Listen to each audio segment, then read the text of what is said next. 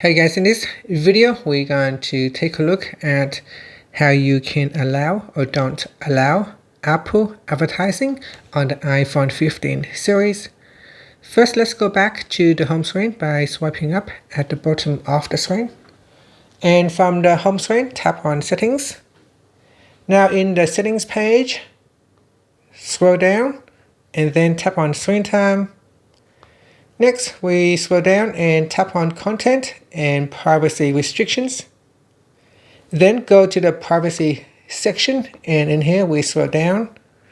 Then tap on Apple Advertising. From the list here, you can choose Allow or Don't Allow. So select one of the options, and then tap on the back key to go back to Settings or swipe up to return back to the home screen. And that's it. Thank you for watching this video. Please like and subscribe to my channel for more videos.